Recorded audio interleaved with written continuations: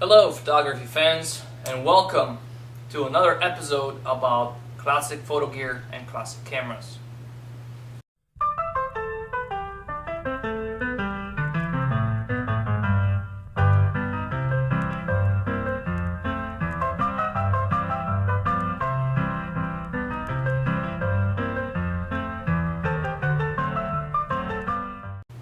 Today we're going to talk about one very cool looking camera, a Yashica 44. Yashica 44 is a twin lens reflex camera that uses 127 film and that produces 4 by 4 centimeter images on that film. Now, why did they make such a small model? From what I've read, it was a response to German Baby Rolly, which was exactly the same size.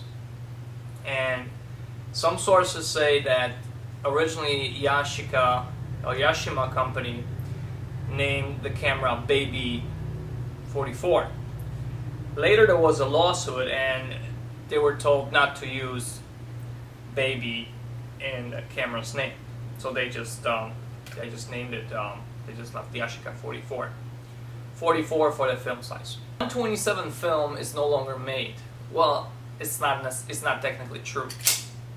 You can still find some fresh film made by Photochemica in Croatia, and there's still a company, Frugal Photographer, and they re-spooled a film called Fire Blue, something like that.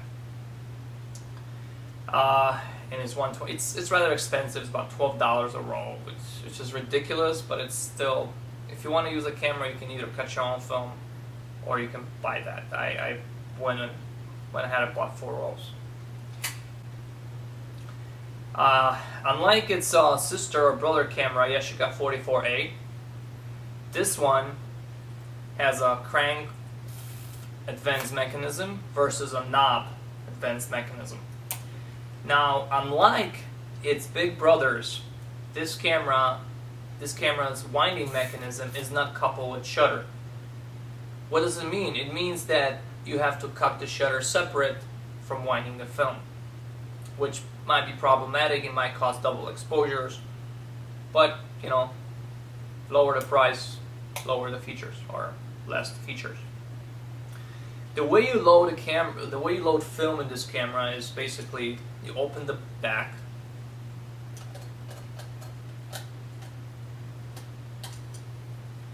you put your fresh film here, you wind it here to the top of the camera, which is the take-up spool, and then you turn the winding knob 2 times.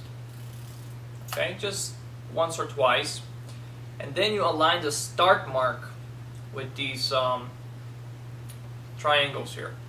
Although I find it really weird because the camera has a window where you set number 1. So I don't know what's up with that, but let's assume you do it.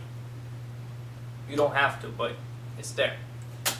So close the camera, lock the wheel to lock position, then open this little window here in the back and wind the film until number 1 on the backing paper is visible in the window. And that's set. You lock that, and then what you do, you have a little reset button here. You press that in, and it resets it to 1. So you have 1 here and 1 on the counter, and you're ready to go. You don't have to cut the shutter. You simply pull the cocking lever down, and here's your release button. And to adjust it, you simply turn the knurled wheel until the little mark matches your shutter speed, the shutter speed you chose. To adjust the aperture, you have a little lever here. You turn that lever or push it up and down, and you have a little readout window here on the side where you can find the aperture number. These are a really cool camera, although this one has an older lens. Yashica lens is not as good as the Yashica. but they're extremely good cameras. All the Yashica twin lens cameras are really good. This one I got for, I believe, $20. It's in working condition. Everything's working. Self timer is a little slow, but that's fine. I don't use self timers very often. And I'll be posting some results at the end of this video, so you can see what can be expected from such a cool little camera. The thing about these cameras is they came in various colors. I have 3. I have rose in Yashica 44A, I have gray in Yashica 44, and I have gray in Yashica 44A. Now guys, I hope you enjoyed this short overview of Yashica 44. There isn't a lot this camera has that I can talk about. It's just like any TLR camera. If you've used TLR, you'll be fine using this one. There are a few other models out there that have meter. It's called Yashica 44 LM for light meter. You can get these for about $50, $60 sometimes. Most of the time the meter is not working, and those are selenium light meters, so when they're dead, they're dead. So that's it, folks. I hope you enjoyed the video, and stay tuned for more. Subscribe for more videos, because more are coming. And I'll be doing some field overview of macro setup for classic Nikon camera that I have. And I'll be taking you outside with me. We'll be talking about that. So until next time, keep shooting film.